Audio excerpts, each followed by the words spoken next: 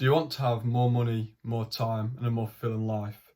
Well, first you need to know what financial path you're on. In this video, I'm going to be going over what the sidewalk, the slow lane, and the fast lane is. This is from the book, The Millionaire Fastlane by MJ Demarco.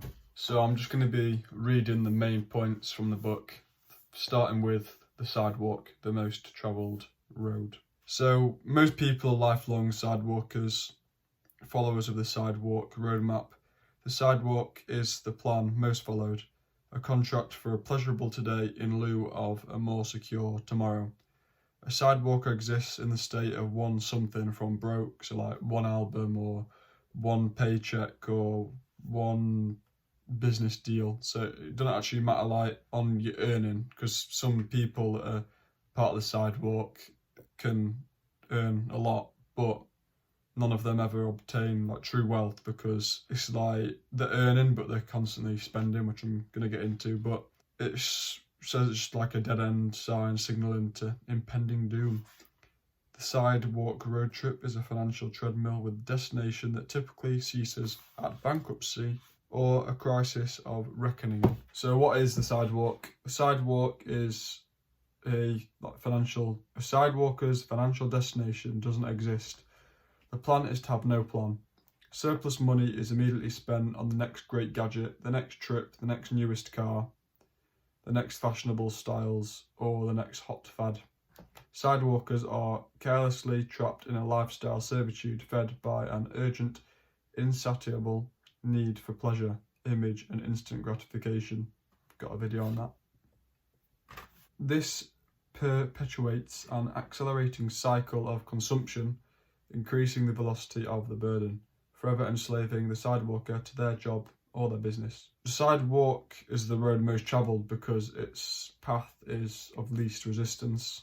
Its siren song is an instant gratification, and money is a hot potato that's quickly exchanged for the latest fix of the week. So the sidewalk is like people that have no like financial awareness or planning at all for the future. Mainly the people that live for today, but then they obviously could be messing up tomorrow or the next day.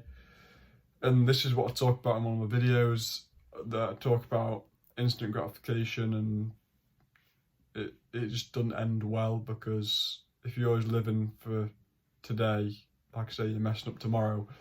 Like if you're always eating what you really want to eat, having 5 Big Macs a day, then obviously tomorrow you're gonna, well not tomorrow, but in the future, you're gonna end up having health issues. But anyway, the mileposts of a sidewalker. The sidewalker roadmap contains behavioural characteristics that drive the sidewalk's actions. These mindsets are signposts or mileposts that guide the sidewalker through life. Debt perception. Credit allows me to buy things now. Credit cards, consolidation, loans, car payments. These supplement my income and help me enjoy life today. If I want it now, I'm going to get it now. Time perception. Time is abundant and I spend money like there's no tomorrow. Heck, I could be dead in 2 weeks and you can't take it with you. Education perception. I finished school when I graduated. Hooray. Money perception. If you got it, flaunt it. Why save for a rainy day? I spend every dime I earn and most of my bills are paid on time. Isn't that being fiscally responsible? Primary income source. Whatever gig pays the most is what I'll do. I chase money. Primary wealth accelerator. Net worth. I hit the casino, I buy lodge tickets, and I have an active lawsuit against an insurance company. Does that count? Wealth perception. He who dies with the most toys wins. Responsibility and control. Everything bad happens to me. The man is keeping me down. The system is against me. I'm a victim. It's someone else's fault. Life perception. Live today. To hell with tomorrow. Life is too short to plan any further than 30 days out. You can't take it with you. You're only young ones. Besides, I'll hit it big someday. And then these are the disturbing sidewalk facts. A person under the age of 55 is 69.7% likely to have zero net worth or negative net worth. An estimated 54% of all households in the United States have less than 100,000 in net worth. 83% of all under 35 households had a net worth of less than 100 grand. A person in their 35 to 44 age range has a median net worth of 18,000, including home equity. A person in the age 45 to 54 group has a median net worth of 38,000, excluding home equity. So the sidewalk is like a mindset as well. There's a lot of people a part of it. Like, it doesn't matter how much you earn. That's what I'm saying. That's what I mean. It's like a mindset. There's rappers, for example, say they earn 200,000 a month and then spend 210,000 and put some on credit card. They're never gonna, say the next album fails and they get like little to no money. They've then got this Lamborghini that they need to pay for that's costs them £3 grand a month, and they've got the rent that costs them £5 grand a month. They've got all these things because they're never earning more than they're spending. They're always spending more than they're earning. So it doesn't matter how much you earn if you're spending it. But then there's also the people on like your average wage. I don't know what that is, but then they also have, like I said, all the toys there, have the designer gear, and they've got their brand new cars that are costing them monthly, and they've got a brand new phone that's costing them monthly, and then they're constantly complaining, oh, I've got no money left, or I need a pay rise, and all these different things, when really you need to look at what you're spending. And even if you did get your pay rise, what are you going to do? Spend even more. That's why you want more money, to then spend even more. So there's constantly all these people like doing their little walks and not going into work and that because they want more money. But I know there's certain factors that add up to make a problem, like how there's things that cost more money because of inflation, etc. But the main problem isn't the outside source, it's you. You chose how much money to earn from what job you chose to do. You chose to keep spending all your money every time you got it in different ways. I know you want to go on holidays. You don't need holidays, but it'd be a bit of a sad life without anything enjoyable. But people can start like taking responsibility for their own actions in every way. Because at the end of the day, there's some things out of your control, but there's many things within your control. And most of the time, people pave their own way on how they're gonna like live in the future, I guess. If you constantly spend all your money on different things, well, would you not think that your future's gonna be at risk? And then even if you, like it says, my education finished after school, if that's true for you, then how do you expect to earn any more money than just your salary? Like, if you actually like built something on the side or had something that was scalable aside from your actual job, then you might have a bit bigger of a chance. So more money, or just money in general, just doesn't solve money problems, because as people have said, and as I've said before, that you get more money, you're probably going to spend more money. And even if you came into, say, 20 million, there's many people that have won lotteries and that, and they win and have much money, and then they end up having nothing left. And it's because you've earned more money, but your money mindset hasn't changed. You're still financially illiterate. So you get all this money, you think, oh, I'll live off that forever, 20 million. Some people could, and some people would actually use it to make more money so they never have to work again. Like, if I came into 20 million, I'd be able to set myself up for life, because I've actually got like financial literacy. I wouldn't go and blow like 5 million in a week on boats, cars, and all this other shite. So yeah, more money just brings more problems for people that don't know what to do with it. Now lastly for this part, this is just like a overview of the sidewalk, the path of financial irresponsibility. The sidewalk represents a mindset of little to no financial awareness or planning. People on the sidewalk make impulsive spending decisions, leading to debt and financial instability. Instant gratification is prioritised over long-term financial goals.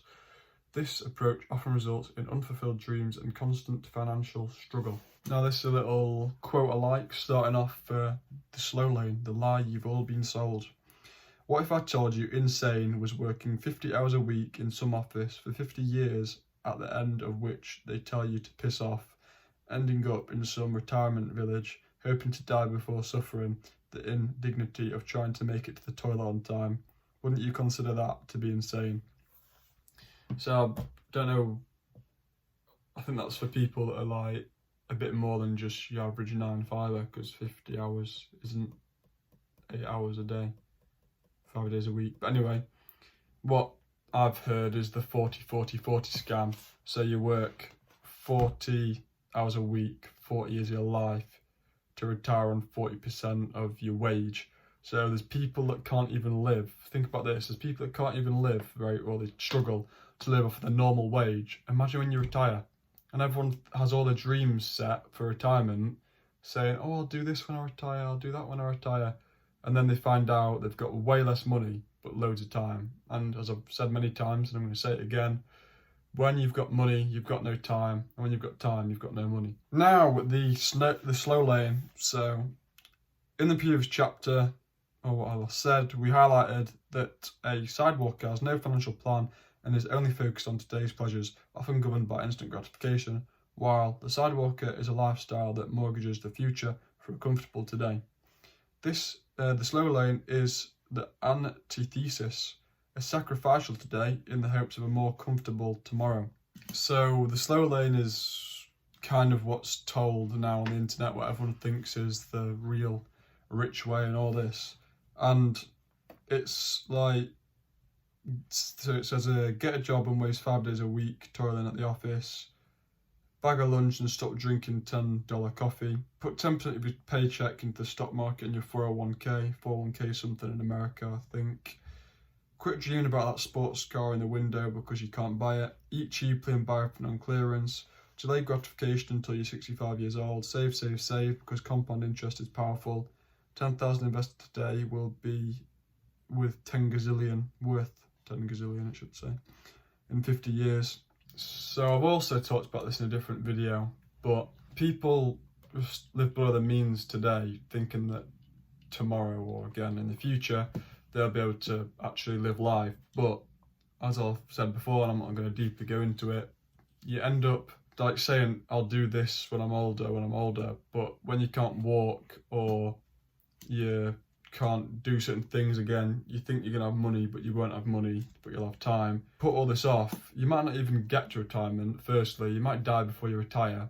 So you're saving all this money constantly, all this money in the bank going down in value anyway, because you're switching from bank to bank, putting your money in whichever gives you the best interest. But you forget that the price of money is constantly depreciating anyway, and yours is going up like 2%, while the price of money is going down like 5%. So you've got it in the bank, it's actually just getting lower and lower anyway.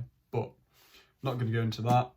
And even if you do, like I say, make it into retirement, you've then got no money and you can't actually enjoy your money either if you do have money, because your health's could be a problem and you could be the last one left anyway of all your friends, and what you're going to do. So this is like the sad deception of it. It's not like, well, there is strangers kind of telling you to do this, but it's like friends and family and teachers that are all telling you this way of life. I remember it's always what you get told at school, to save your money, get a good job and invest sometimes. And people think, oh yeah, invest, you can make more money. But even like, it is old but gold, like property. Even property, you're gonna take like 30 years of doing property with your own money to actually get anywhere. And there's no definite that you'll still be alive in 30 years. And why are you gonna just throw away 30 years of youth to then enjoy possibly 20 years when you're older? This video is going to end up being long, I can already tell, because there's so much to get through.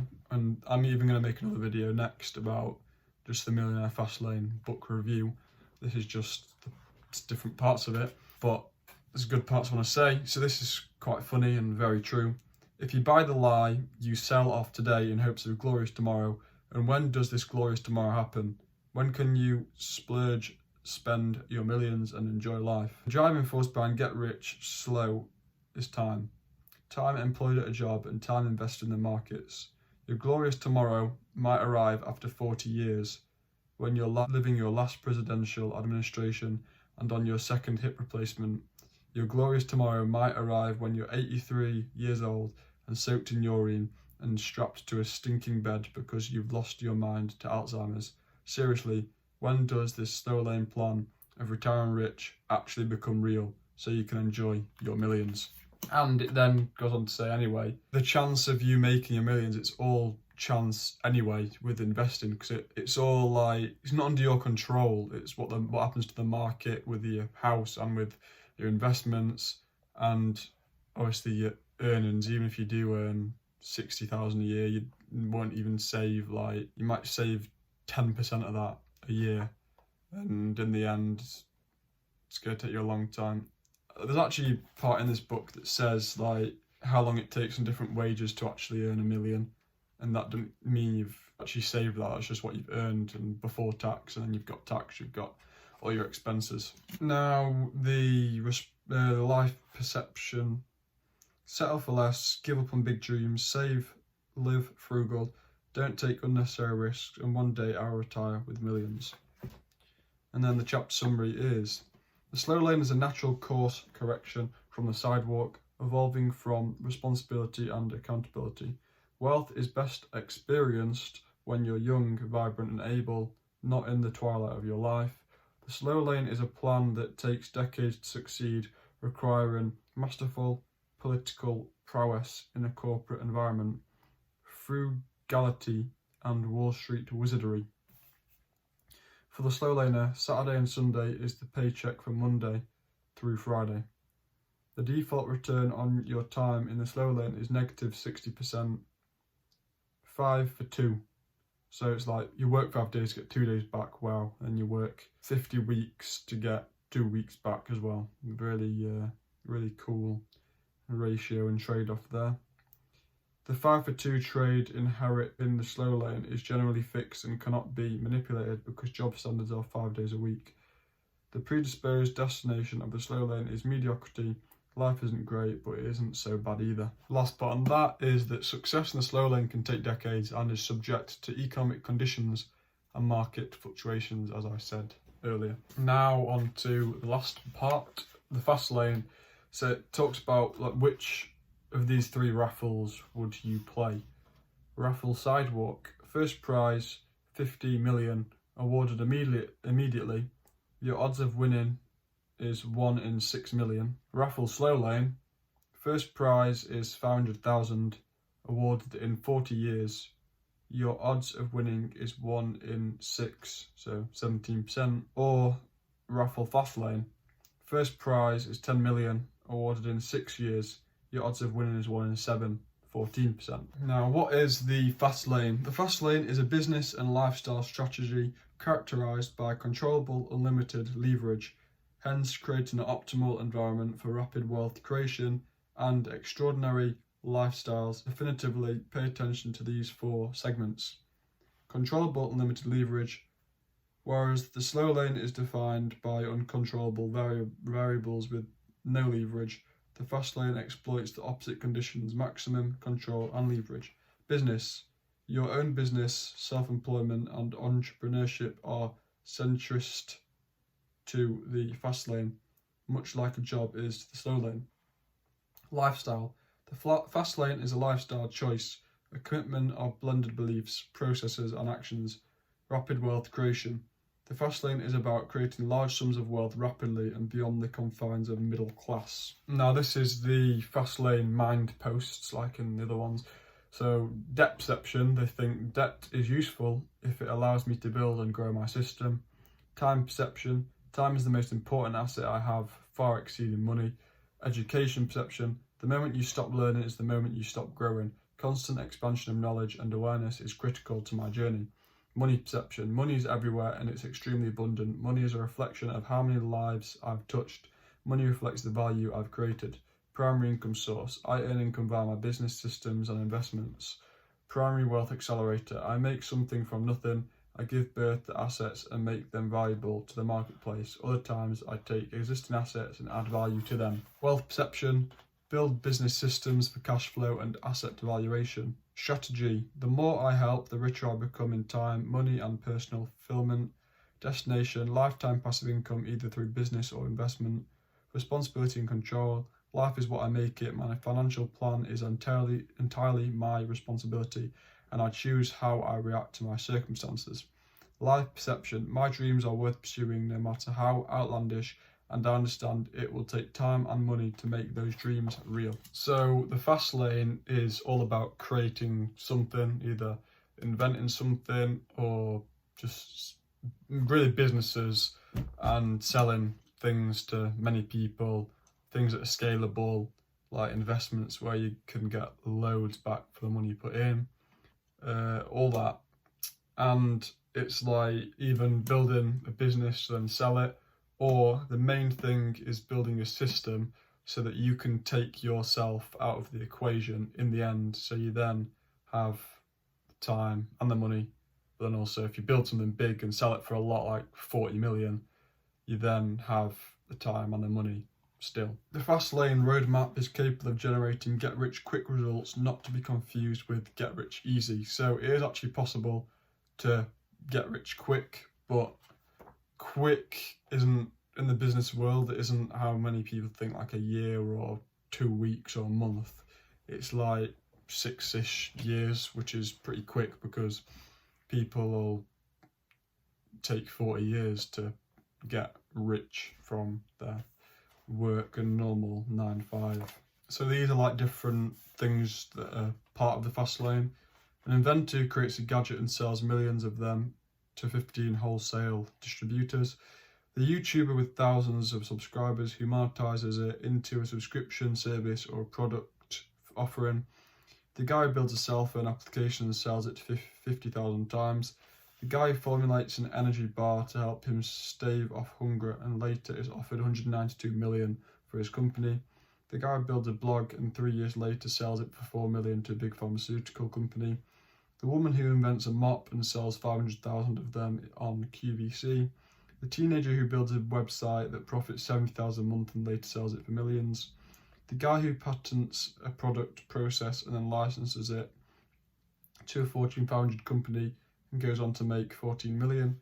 The guy who creates a website to help him listen to his favourite basketball team and later sells the company for 5.5 billion. The guy who builds a software company and later becomes the richest man on the planet. The doctor who researches anti-aging treatments and sells them to a drug company for 700 million. The author who writes a book about a teenage wizard and goes on to become a billionaire. The gal who manufactures and sells 20 million undergarments that help women fight body gravity and later becomes a billionaire. The entrepreneur who refines and improves a product process and goes on to sell 150,000 a month through a variety of channels including Amazon. The guy who creates a 20k a month supplement business allowing him to travel the world and later sells it for 560,000. So all them get rich quick, and it's all about like, if you impact millions, you'll make millions as well. Now for the overall summary. It involves, so the fast lane involves creating scalable businesses, leveraging systems and generating substantial income with a shorter time frame. Entrepreneurs on the fast lane prioritise solving problems for a wide audience, creating value and taking calculated risks. The emphasis is on financial education, actively seeking opportunities and taking control of one's financial destiny. And then this is the quote: "He who chooses the beginning of the road chooses the place it leads to. It is the means that determines the end." So now you know what the sidewalk is, the slow lane and the fast lane. You can work out what you're in, what you want to be in. It all depends on what life you want to live and what mindset you want to take on.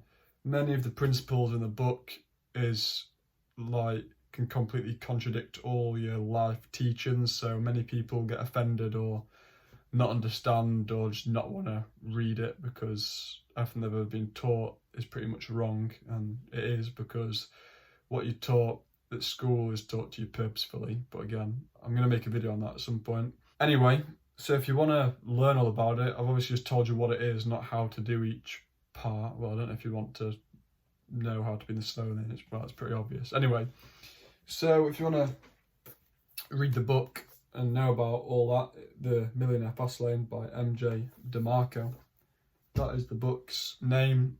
I love that book. It's a really good book. There's a lot of other financial books that are just repeating the same things, or they're outdated, or they're telling you what you were saying, like invest in different things, and not actual, like, to this day financial advice. It's all outdated.